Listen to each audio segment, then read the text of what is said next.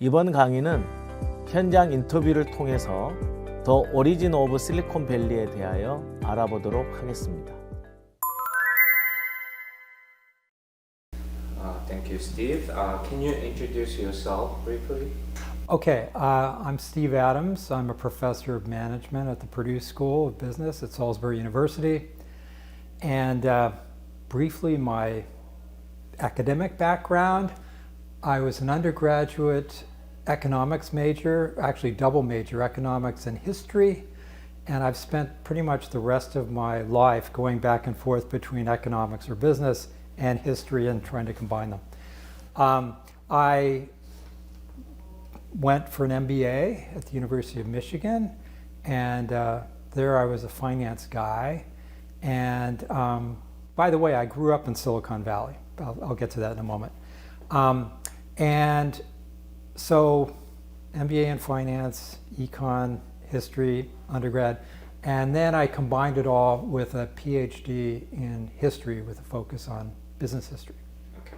So I think you position yourself a little bit unique place. Like I know there's a couple of people who are studying the business as a historian, but I never saw like closely. So you are one of the first person that I saw.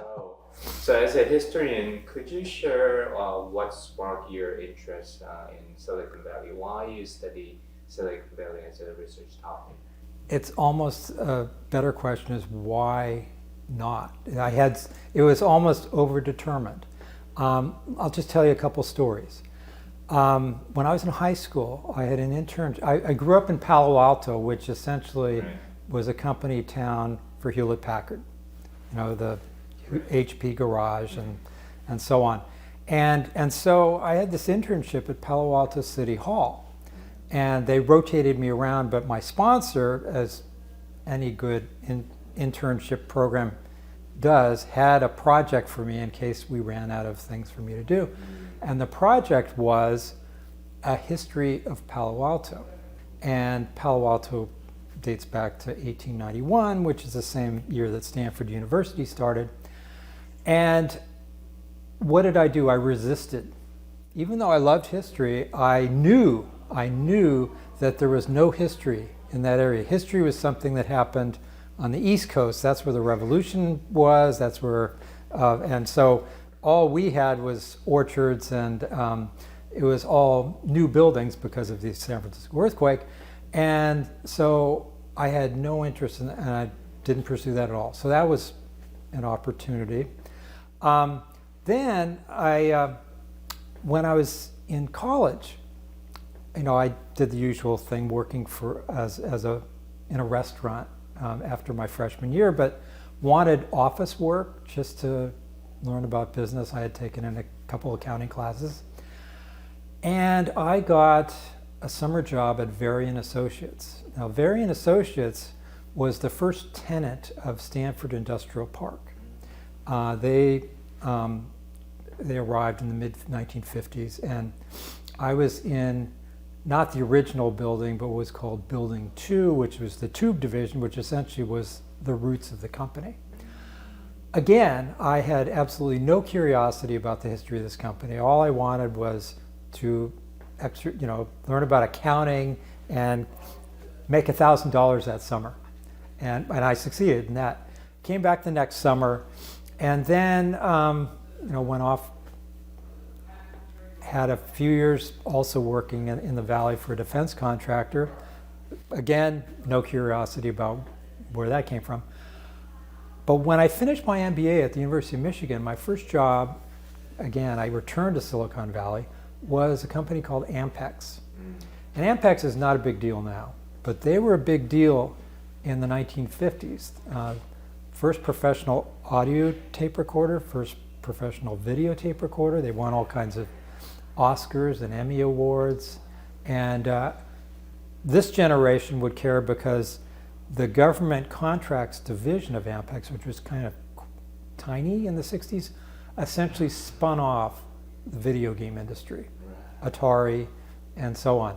And so Ampex had a museum of audio and video recording right on the premises, and I would go there lunchtime. And as Ampex declined, they did a wise thing. They donated the entire museum's contents to Stanford University. So all the things that I used to see at lunchtime, now anyone can stop by the Stanford campus and see them. So that was another opportunity. And this time I actually got more interested in the history of Silicon Valley because I was literally part of it. And but there's a difference between that and then actually writing history. So I've had a couple more years in finance in Silicon Valley, and then a few years in finance as a consultant, as a securities analyst. And finally, I'm not going to give you the long story, but I had this epiphany that, yeah, there's a way to bring this all together. And briefly, the job I had in consulting, essentially every engagement we had with a new client, say it was a couple weeks, and the goal was to determine one number, the fair market value of a private company. 2-week job, 3-week job, maybe something like that. The first day was the history and nature of the company. And I realized that that first day I had more fun than all the other days combined. And I had to figure out, how can I spend more time doing this? And the final answer came to become a business historian. And so that's how I got in that direction. So when I finally started the history program, every historian, every first-year history student at Johns Hopkins has to, it's a hands-on program. Experiential is what we would say in business schools. And the same thing in a history department. Instead of just reading about history and what historians do, we did it. Every student would had a first-year project that involved primary sources. And so what was my primary source? Well, it turned out I found this entrepreneur based in not Silicon Valley, but across the bay, named Henry Kaiser. And this is the same guy who brought us Kaiser Permanente, the health plan, and so on. But he was also the most prolific American entrepreneur in the 20th century. He started 100 businesses, ranging from road building, shipbuilding, dam building, aluminum, steel, magnesium, and automobiles. All that before the Kaiser Permanente health plan. So that's how I got into a scholarly look at entrepreneurship. And one thing about Kaiser is that, for the most part, he was the second industrial revolution. He got into steel and aluminum and cars, and that's what came before Silicon Valley. There was one Kaiser enterprise in Silicon Valley. It was Kaiser Aerospace.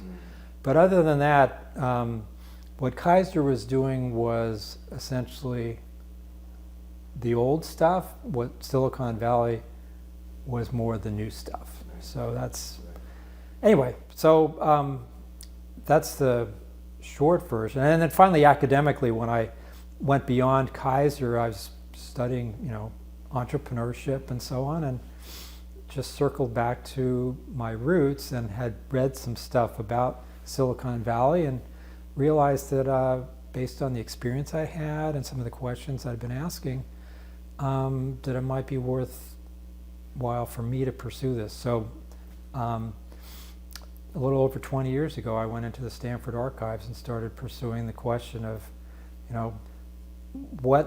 how did Silicon Valley come to be? And I'm still pursuing that question. Right. Thank you.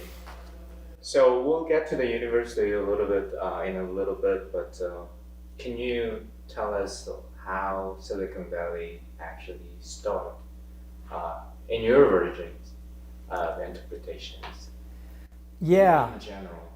Yeah. Well, first of all, it's older than most people think. A lot of people think of Silicon Valley as it starts with semiconductors. And semiconductors, given the name of the valley, makes a lot of sense that the first semiconductor businesses began in the 1950s. And yet, by then, a couple things had already happened. First of all, William Shockley, who was one of the co-inventors of the transistor, he starts a business in 1955 called Shockley Semiconductor Laboratories. And by the time he did that, there was already an electronics cluster, but it wasn't near the Hewlett-Packard garage. It was actually up north, about halfway between Palo Alto and San Francisco. And it included companies, I mentioned Varian Associates where I'd worked, but it also included Litton Industries, which became a giant. It included some companies that, like Dalmo Victor and let's see, Blankert, and a couple others that got acquired. It included Ampex. Ampex was one of the big ones. And so there was this cluster of electronics firms before any semiconductors came out there. And even before that cluster had formed, there was radio activity, dating back to 1909 when the very first major tech company is developed by a Stanford alum using technology that he actually pursued on campus at Stanford. He was actually kicked off campus because they thought, this was only 3 years after the San Francisco earthquake, which had destroyed much of the campus, and they were afraid that he was going to, his experiments that involved electricity might burn down the campus, and so they kicked him out. And we've all heard about the Hewlett-Packard garage. Well, Cyril Elwell, who was that entrepreneur, he did his initial off-campus work at his home, but not in his garage. It was actually in his kitchen. And the only reason he didn't continue doing that was he got married, and his wife wanted the kitchen. And so she kicked him out, and that forced him to actually go get a formal laboratory, and that's where he hired people and started this company that ended up with about 300 employees and a couple million of revenue and some major Navy contracts. And they, some of the alumni of that company included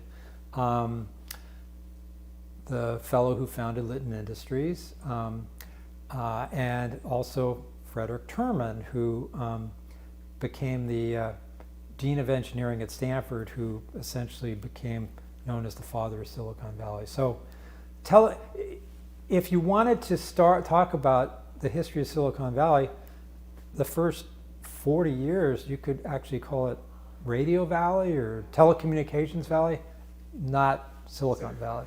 Right. That's interesting. So this is a good segue to getting into the role of Stanford to build the Silicon Valley. Looks like a Silicon Valley, the name representing. I thought like Fairchild and Shockley Semiconductor is like the origin of the Silicon Valley. So one thing I learned is it's not definitely. It's a Radio Valley, I just said. So it's interesting. The school played such a big role to build. Right now is known as the Silicon Valley. So what was your key findings that highlight the role of Stanford in the development of the Silicon Valley?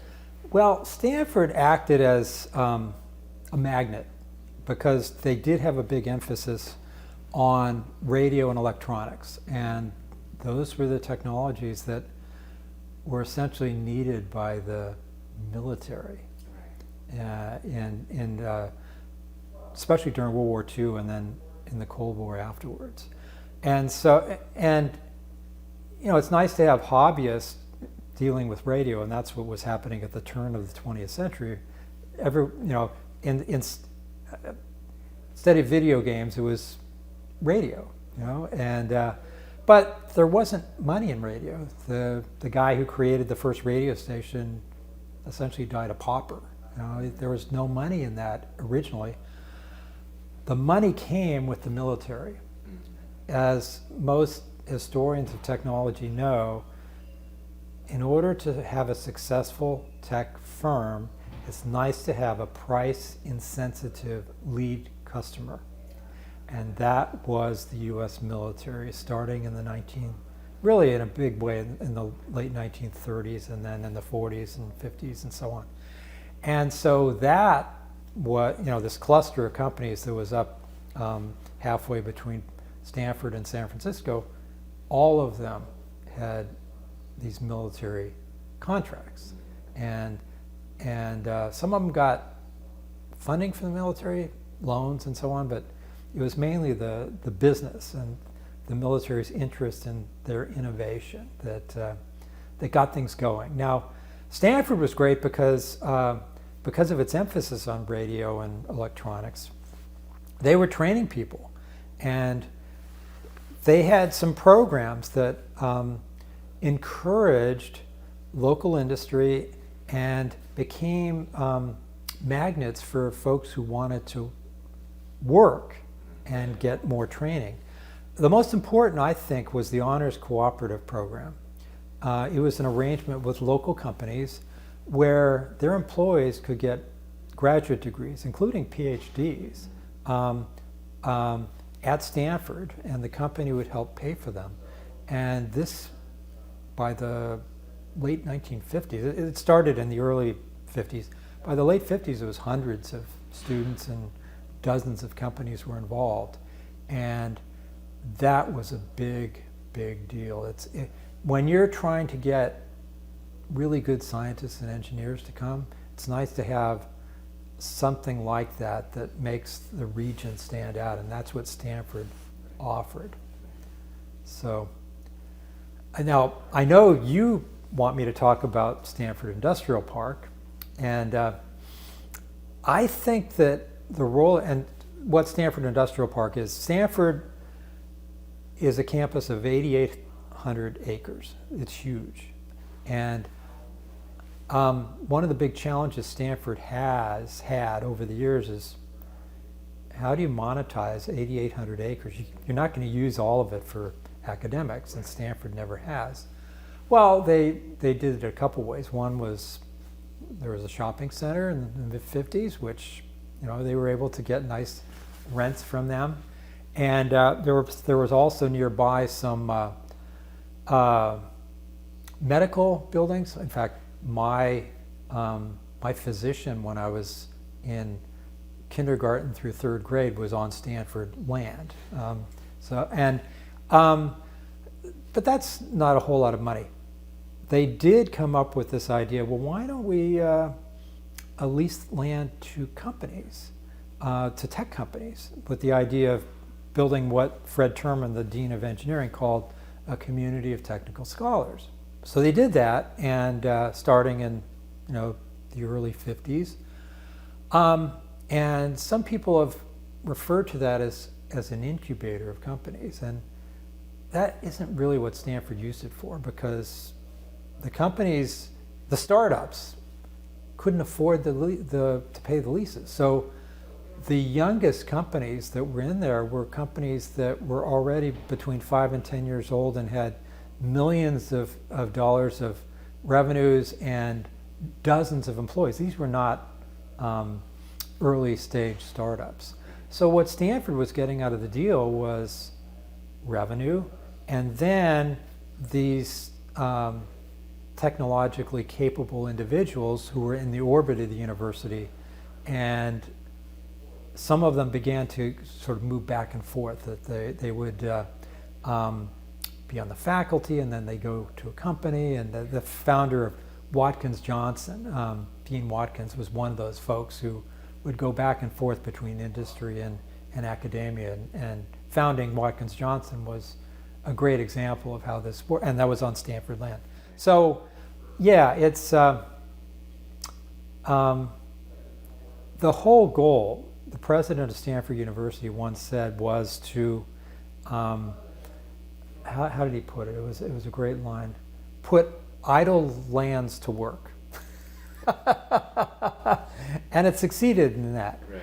But as an incubator of startups, and as looking at the future of Silicon Valley, none of the semiconductor companies were ever part of Stanford Industrial Park. Shockley Semiconductor and Fairchild Semiconductor were miles away.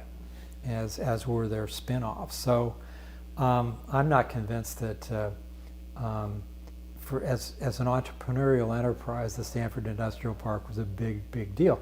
But it does represent one thing that I think is really important about Stanford, and I think maybe a lesson for other universities.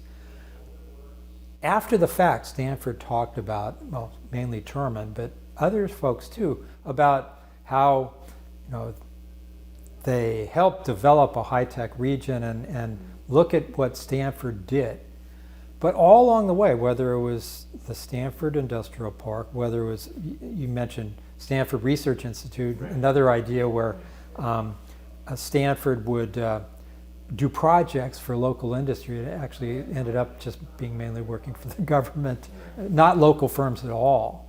And so that was not part of a community of technical scholars. But all those things were designed to help the university. None of the Honors Cooperative Program, that was great for industry, it was great for these employees who wanted to be educated, but if it didn't bring money into Stanford, as it did, they wouldn't have done it.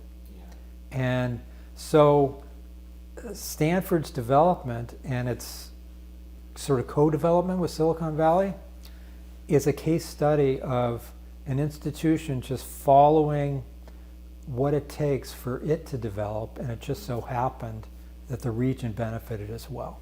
That's really interesting. So right now, like across the world, not just the U.S., yeah, all industrial park is more like a government or a local government are securing all the land and trying to bring all the companies in it to expect to have the organic interaction between those. Even the universities are part of those.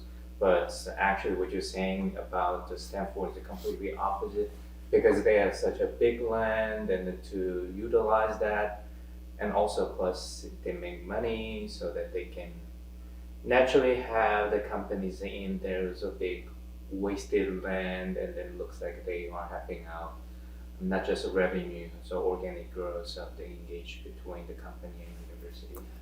And there's more. It goes beyond the university. That there's an image of, well, if you have photos of the region from before World War II, it's groves of fruit trees, apricot trees, and so on. I remember seeing them. We had a little orchard in the backyard of our house in Menlo Park, which had an apricot tree and an apple tree and so on. But that gives a false impression. It makes it look like, oh, well, if you have an agricultural region, then you too can simply vault over the second industrial revolution, skip the steels, skip the cars, skip the aluminum, all this stuff, and go directly to high tech and be very competitive, just the way Stanford did with Silicon Valley. What that leaves out is something really important, and that is that, yeah, there were orchards, and Stanford was remote, especially when they started, but not too remote. They were less than an hour away from San Francisco by train. And so the entire time, starting in 1909 until semiconductors took off, till there was a critical mass of industry there, the region benefited tremendously from the resources and the power of San Francisco. So, for instance, San Francisco, high tech, you need money. And we all think of venture capital now, but venture capital doesn't start until the 1960s. By then, there are hundreds of companies in Silicon Valley. Well, where did they get their money? It was mainly from commercial banks and from angels, and most of that money came via San Francisco. Or, the A.P. Giannini was the head of Bank of America, based in San Francisco. He actually grew up in Silicon Valley and was involved in the produce industry there. But he observed that there is this concept of branch banking. He saw it in Canada and thought, the United States could use this. And this was 1920 or so. And So he begins lobbying the state capitol. This is something that can occur on a state-by-state basis. And he succeeds. And the very first place where he rolls out the branches is the area from San Francisco to San Jose, which is essentially Silicon Valley. And so what that allowed these tech companies was they could work with their local banker. For instance, David Packard. He didn't grow up in Palo Alto. He's from Colorado, but he came to Palo Alto to go to school, played football at Stanford, local football hero.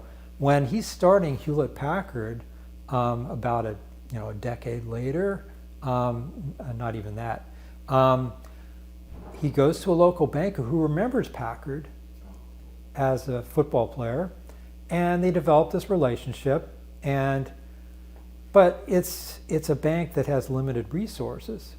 But what helps is that this bank is as a branch of a bank headquartered in San Francisco, less than an hour away by train. And same story holds true with Varian Associates, Ampex, these big companies that developed in the 1950s, all did their local banking with a branch of a bank that was headquartered in San Francisco. It was the best of all worlds. You could get the cozy relationship with a banker, but also get access to way more resources just less than an hour away. Right. And that's San Francisco. And the power, it's a combination of wealth and power, actually, that San Francisco had. If you think of the things that entrepreneurs really need, money, of course, legal advice, well, Right. there were a lot of lawyers in San Francisco. San Francisco being of course, let me back up. San Francisco was the financial center of the West. Biggest one beyond west of Mississippi. And that stayed that until Los Angeles surpassed it well after the development of Silicon Valley. But then legal expertise mattered too.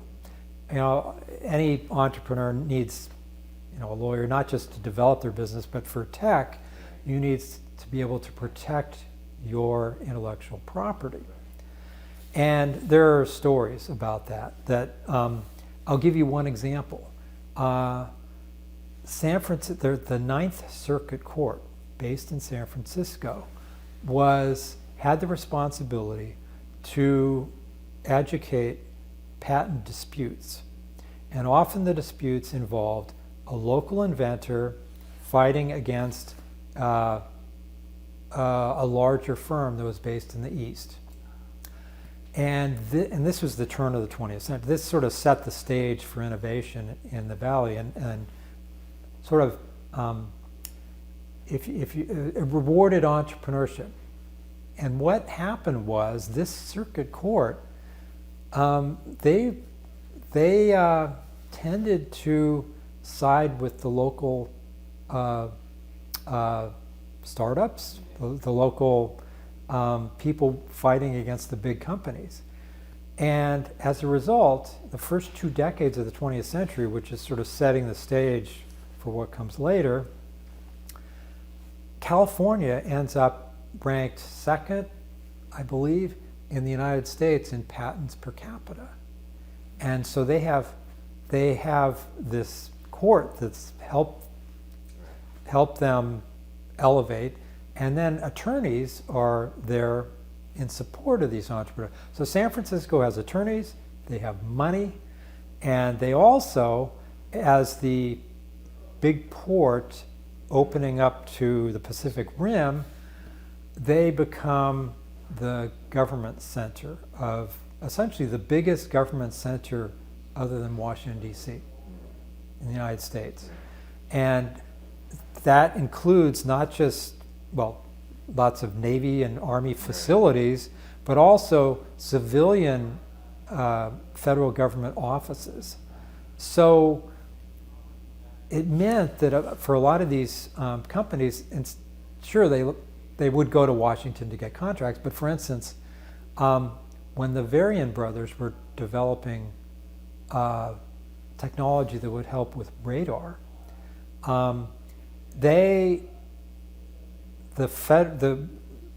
what's now the Federal Aviation Administration had an office south of San Francisco where they could go, and actually that's where they met someone from a company that ended up sponsoring them and using their research in a big way. So anyway, and then one other thing, infrastructure. Another thing entrepreneurs need is mobility, to have people with money, attorneys, possible partners, customers, be able to get to them easily. So an airport with lots of flights and easily accessible is a huge plus. Well, the San Francisco International Airport just happens to be located in Silicon Valley. It's not even in San Francisco. And it became the major airport that it is, not because of anything that Silicon Valley did, even though it's located in Silicon Valley. It became that because of a big fight during World War II. I'm not going to bore you with all the details, but essentially the city of San Francisco took on the federal government, which wanted to turn Treasure Island, which is a small thing, would have been a terrible airport. The federal government wanted it. They wanted it because World War II was about to start and they thought they could put it to good use. San Francisco still had dreams of turning it into a third airport. But what San Francisco was able to do is fight the federal government and got $10 million out of that fight. Power of a big city. That $10 million got used for the existing San Francisco airport in San Mateo County, south of San Francisco, and launched it into one of the leading airports in the world, which is just what you need when your tech region is about to take off, no pun intended. So yeah, that's yet another example where proximity to San Francisco really helped.